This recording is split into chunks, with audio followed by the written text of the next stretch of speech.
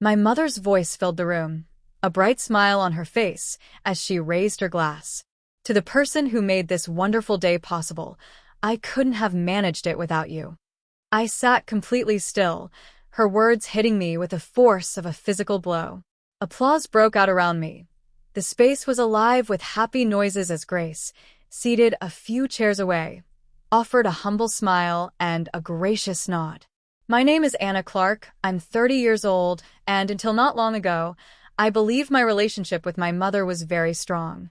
We were once very close, with movie nights and long coffee talks creating a genuine connection. However, things began to shift when she started dating Mark, who is now her husband. Gradually, I sensed her drifting away, exchanging me for Grace, her new stepdaughter, who appeared younger, more attractive, and perfect in every sense. Her wedding was meant to be my chance to bond with her again, to show her that I was still important. I had dedicated months to organizing every aspect, quietly paying for all of it, from the location to the floral arrangements. Yet it was all kept secret at her request, to maintain the sense of wonder. And now, I was unseen as she handed all the praise to someone who had hardly contributed any effort. The time before the wedding had been a frenzy of work, pressure, and silent sacrifices. My mother had no part in the planning. That was her specific choice. Anna, I don't want to be overwhelmed by all the stress, she had told me at the start. You're so much more skilled with this sort of thing. Just surprise me, all right? I trust you'll make it wonderful. While her faith in me was nice, it also felt odd. She never inquired about how things were progressing. There were no questions about the flowers, the location, or even what to wear. It was confusing, but I reassured myself that she was simply eager to be delighted on her special day. I labored nonstop, handling every detail from booking the venue to arranging the seating chart. I gave it my all, believing this effort would repair our relationship. What I didn't realize, what I only discovered much later, was that Grace had been feeding my mother an alternate version of events behind my back. Grace had been taking responsibility for the entire wedding planning process. I hadn't grasped why my mother never discussed the preparations with me, or why she never appeared interested in how everything was coming together. Now, in hindsight, everything made sense. Grace had ensured my mother believed she was the one orchestrating it all. I was too immersed in the work and my dream of a perfect day to see it then. I assumed my mother's detachment was her way of giving me control. It never occurred to me that it was because she thought someone else was in charge. I recalled an odd discussion I had accidentally heard a few weeks before the ceremony. My mother and Grace were in the living room while I was in the kitchen, writing down notes for the guest list.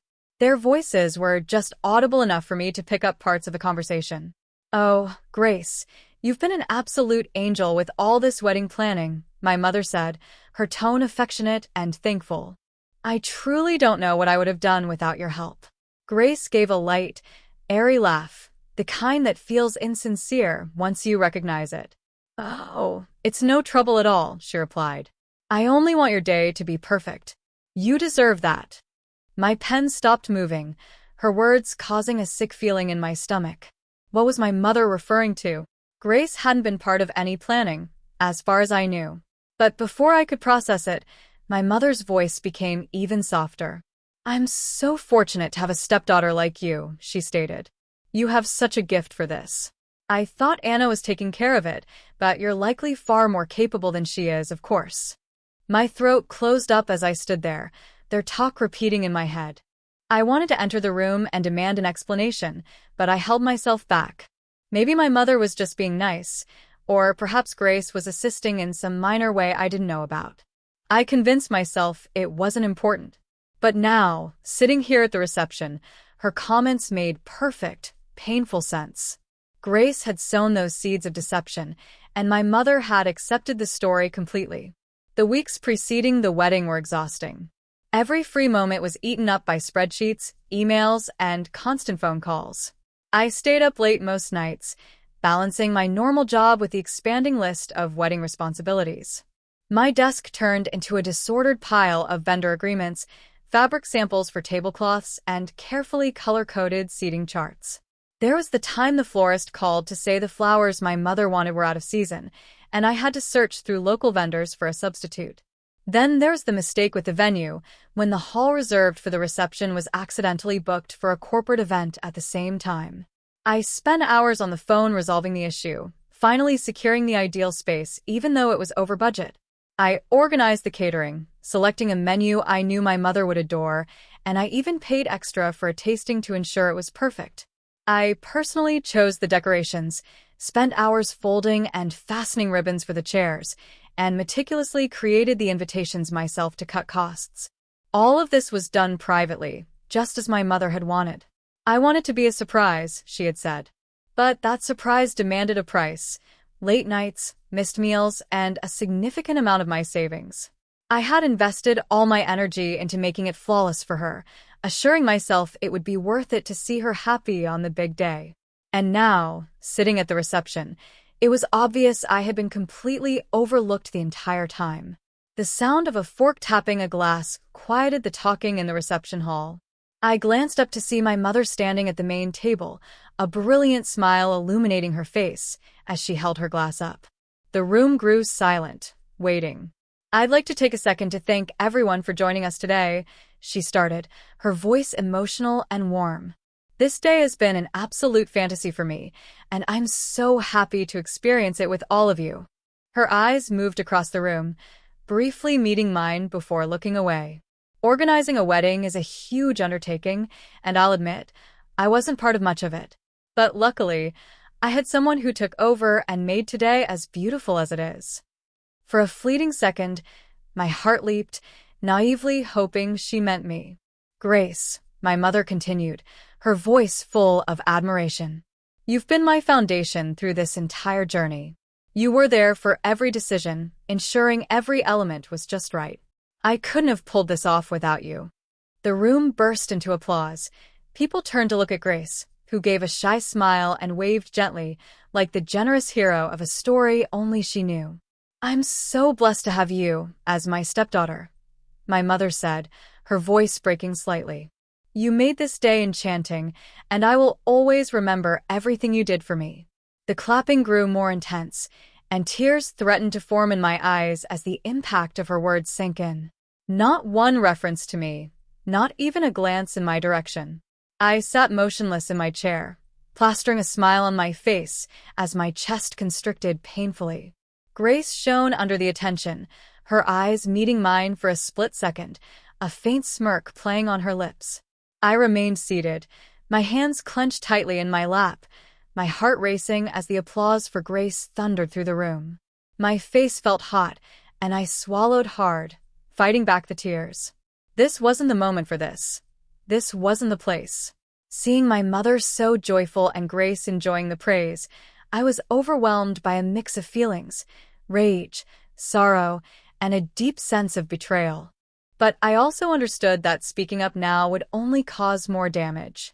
This was her day, her wedding, and no matter how much it ached, I couldn't ruin it. I faked a smile and participated in the polite applause, though it felt like my hands were made of lead. I kept my eyes lowered and my expression blank, resolved not to let anyone see me falling apart inside. I decided I would handle it later, process it, address it if necessary, but not now, not here. For the remainder of the evening, I stayed silent, doing my best to fade into the background, waiting for the night to be over. A week after the wedding, once my mother was back from her honeymoon, I decided I could no longer keep it to myself. The sense of betrayal had been boiling inside me, getting more intense each day. I went to her house and found her unpacking luggage in the living room, her face still radiant from the trip. "Mom," I began, my voice harsher than I meant it to be. "We have to talk." She looked up, her smile fading at my tone. "What is it, Anna? You don't seem pleased to see me." I folded my arms, the words rushing out before I could stop them. "What was that at the wedding? I was the one who did everything for you, and you stood up there and gave all the recognition to Grace. She didn't help at all." My mother's expression turned stern, the warmth vanishing from her eyes. "Anna," she stated, her voice cold, "I don't understand what's wrong with you, but this envy you have toward Grace is very unattractive. She worked tirelessly to make that day wonderful for me. She was the one who genuinely cared. My mouth fell open, my stomach churning. Jealousy? Mom, I'm not jealous. Grace deceived you. She didn't organize anything, I did. Every floral piece, every table, every vendor. I handled it all. My mother gave a scornful laugh, shaking her head. Stop it, Anna. I requested that you manage the planning, but you obviously couldn't be bothered to see it through. Grace took over because she understood how significant this day was to me. She's the one who made it perfect, not you. I looked at her, incredulous. She lied to you, Mom. She didn't lift a finger. She just accepted credit for all my work, and you believed her without even consulting me. She crossed her arms, her face inflexible. Grace would not lie to me, Anna. You're just angry because she outperformed you, and honestly, that's your own fault. Her remark felt like a physical hit, and I felt tears welling up despite trying to stay calm. You're mistaken, I said, my voice shaking. And one day you'll realize that. But she turned away, brushing me off with a hand wave. I think you should go, Anna. I refuse to stand here and listen to you speak badly of Grace. I left, my heart hurting, the door closing firmly behind me. Her unquestioning loyalty to Grace hurt more deeply than anything I could have imagined. She had preferred Grace's falsehood over my honesty, and I didn't know how, or if, that could ever be mended. The next day, I couldn't release the anger and sense of betrayal simmering inside me, pushing me to do what I had put off. I went to Grace's apartment. When she opened the door, her face brightened with that overly sweet smile she always used, as if she hadn't completely disrupted my life. Anna, she chirped, leaning casually against the doorframe. What a surprise. What do you need? I balled my fists, forcing myself to remain composed. We need to talk, I stated, my voice even but sharp. Sure, come on in, she said cheerfully, moving aside. I walked past her into the impeccably clean living room, the smell of her strong, sweet perfume hanging in the air. I turned to face her, skipping any small talk. What was that, Grace? Why did you tell my mom that you planned her wedding? Her smile didn't fade, but there was a flash of something in her eyes, perhaps guilt, or maybe just annoyance. What are you talking about? She asked, pretending to be confused. Don't act innocent, I snapped, my voice rising. You told her you planned the wedding. You let her think you did everything when it was all me. Do you have any clue how hard I worked, how much I gave up to make it perfect? Grace laughed lightly, smoothing a piece of hair away from her face. Anna, I never said anything like that to her. She just assumed I was helping. I didn't think it was important, so I didn't set her straight. I glared at her, my anger growing. You didn't set her straight? You sat there at the reception and absorbed all the praise. You let her believe it was you while she totally ignored me. She folded her arms, her smile becoming smug. Look, it's not my fault she has more faith in me than in you. Maybe if you'd been a bit more transparent about what you were doing, this wouldn't have occurred. Her comment felt like a slap, and I moved closer, my voice shaking with anger. You're incredible. You knew precisely what you were doing, and you didn't care. All you wanted was the attention. Grace shrugged, her manner calm and detached. If it matters that much to you, speak to her. It's not my issue if she believes I'm more skilled at these things than you are. I stared at her, overcome with disbelief and disgust. You're pathetic, Grace, I stated, my voice low. And one way or another, the truth will come out. Enjoy the attention while it lasts. Without waiting for a reply, I turned and walked out, shutting the door firmly behind me. My chest rose and fell with a combination of fury and determination. I didn't know how yet, but I was going to ensure everyone learned the truth. Grace was not going to escape this. The day of Grace's birthday came, and I stayed at home, fuming, fully aware that I had not received an invitation. I had learned from my brother that it was planned to be a large gathering. Grace's friends, her boyfriend Liam, and even my mother and the rest of the family would attend. The idea of them all enjoying themselves and celebrating while Grace received all the admiration made me furious. I looked at the folder on the table in front of me, stuffed with receipts, email printouts, and text messages. every bit of proof showing that I had been the one to organize and pay for my mother's wedding. Grace's dishonesty had taken my hard work, my acknowledgement, and my bond with my mother, and I had reached my limit. I snatched the folder, put on a coat, and left. I wasn't sure exactly what I would say, but I knew I couldn't allow this to continue. Before I arrived, the room was humming with praise for Grace. Laughter reverberated through the apartment as her friends and family surrounded her, their voices layering with compliments. "You truly excelled yourself with that wedding, Grace," one of her friends exclaimed, holding a champagne glass. Everything was so sophisticated, it looked like it came from a magazine. Another added, "The flower arrangements were stunning. You have such a talent for details." Even my mother couldn't contain her admiration. "I don't know how you handled it all," she said, beaming at Grace. "You made it flawless, just as I knew you would." Grace reveled in the attention, smiling sweetly and nodding modestly, her eyes shining with satisfaction as she enjoyed the praise for a job she hadn't performed. When I got to Grace's apartment, the celebration was well underway. Laughter spilled out into the hallway as I stood at the door, taking a final deep breath before knocking. The noise diminished, and a moment later, Grace opened the door, her smile solidified when she saw me. "Anna," she said, her voice tense. "What are you doing here?" "Crashing the party," I replied evenly, stepping inside without waiting for an invitation. The room went quiet as I entered, everyone turning to look at me. My mother was on the sofa with a drink, while Grace's boyfriend Liam stood near the cake, looking puzzled. "Everyone," I started, my voice clear and firm. "I'm sorry to interrupt, but there's something I need to say." Grace shut the door and turned to me, her face white. "Anna, this really isn't the time." "It's exactly the time," I interrupted, my eyes scanning the room. "For weeks, I've watched someone else receive credit for everything I did to plan my mother's wedding.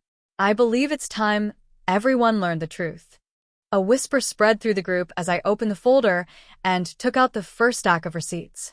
"I was the one who reserved the venue," I stated, holding up the contract with my signature. "I hired the caterers, selected the menu, and paid for every dish served that night." I moved to the next pile. "I chose the flowers, set up the centerpieces, and coordinated the delivery. Here's the invoice and the email chain confirming it." My voice grew stronger as I continued, presenting text messages, spreadsheets, and more. Everything, the invitations, the decorations, the seating plans, was done by me, not Grace. The room was now utterly silent, the gravity of my words hanging in the air. My mother's face was fixed in shock, and Grace stood rigidly by the door, her jaw tight. "Anna," my mother finally said, her voice trembling. "What is this about?" "Grace told me." "Grace lied," I said, cutting her off as I turned to face Grace. "Go on, Grace. Tell everyone how you allowed her to believe you did all the work. Tell them how you stood there at the reception and accepted praise for things you had no part in." Grace's lips opened, but no sound emerged. The room seemed to stop, waiting for her to respond. "It's not like that," she stammered, her voice unsteady. "I didn't lie. I didn't correct her because it wasn't a big deal." "Not a big deal?" I said, my voice rising. "You watched me work to the point of exhaustion while you stood there and enjoyed the applause. You didn't care what that would do to me or to Mom." Liam stepped forward, his face a blend of confusion and anger. "Grace," he said slowly, "is this true? Did you lie about planning the wedding?" Grace turned to him, her eyes wide. "Liam, I don't." "Just tell me the truth," he said, holding up a hand. She looked around the room, her cheeks red with humiliation. "Fine," she said finally, her voice bitter. "Yes, all right. I didn't plan the wedding. Anna did. But it's not like it matters.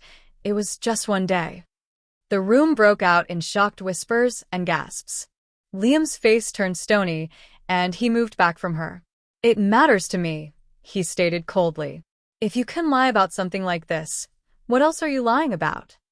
He shook his head, his voice full of disbelief. "I can't do this anymore, Grace. We're finished." Grace's mouth dropped open, but no words came out, The color left her face as she watched Liam take his coat and walk out. I turned to my mother, who was sitting frozen, her eyes shiny with unshed tears. "I tried to tell you," I said softly. "I did everything for you, and you wouldn't even listen to me." "Anna," she said, her voice cracking. "I didn't know." I'm so sorry. "I should have asked. I should have." "It's too late for that," I said, my tone firm but not unkind. "I just needed you to know the truth. And now you do." With that, I collected my things and walked out, leaving the party in astonished silence. For the first time in weeks, I felt liberated. A couple of days later, my phone buzzed in my hand, and I looked at the screen, surprised to see the name of Grace's father, Mark. He wasn't one to call often. He was usually quiet, keeping to himself during family events. Hesitating for a second, I answered. "Hello," I said cautiously. "Anna." His deep voice came through, slow and thoughtful. "It's Mark. I hope I'm not disturbing you."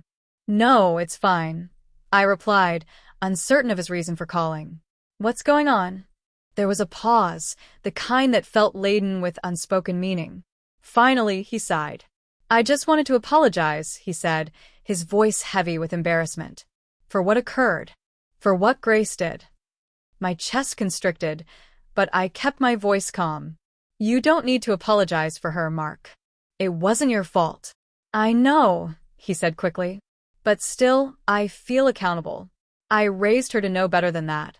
Or, at least I believed I did." He paused again, searching for the right words. "At the party, when I discovered what she had done, taking credit for all your work, I was ashamed, Anna. Deeply ashamed. You didn't deserve that." I swallowed hard, his genuineness taking me by surprise. "Thank you for saying that," I said softly. "It really means a lot." "She's facing the consequences now," Mark continued, his tone grave. "I believe she's beginning to grasp the harm she's caused. But that doesn't undo what you experienced. If there's anything I can do to make it right, anything at all, just name it." I let out a breath, the weight of his words settling over me. "I appreciate that, Mark," I said after a moment. I truly do. "But I think the most helpful thing you can do is talk to Grace. Help her understand why this was so wrong." "I will," he said firmly. "I promise, Anna. And again, I'm sorry for all of it." "Thank you," I said, my voice steady, but filled with gratitude. "That means more than you know." In the weeks after Grace's birthday, things changed. My mother contacted me multiple times, apologizing over and over for not trusting me and for how she had disregarded my efforts. Her words were full of remorse, and while I accepted her apology, I was clear that restoring trust would require patience. Grace, however, had become a diminished version of her former self. The admiration she had once enjoyed was gone, substituted by uncomfortable quiet and critical looks from friends and family who now recognized her true character. Liam never returned, and from what I gathered, Grace hadn't handled the end of their relationship well. As for me, I felt a sense of relief. For such a long time, I had looked for validation from people who didn't appreciate me, but now I understood that I didn't require their approval to feel valuable. I directed my energy into my own interests, picking up old hobbies I had neglected, spending time with friends, and establishing boundaries to safeguard my well-being. My mother and I slowly started to mend our relationship, but it was new and different now. I no longer went to extreme lengths to prove my worth, and she seemed to truly honor the space I needed. The distance helped us construct something healthier, something not founded on my self-sacrifice. As for Grace, she retreated from the spotlight, and I couldn't help but feel a slight pity for her, but only a slight one. Sometimes, the truth had a way of correcting things, and for the first time in a very long time, I felt like I could finally progress.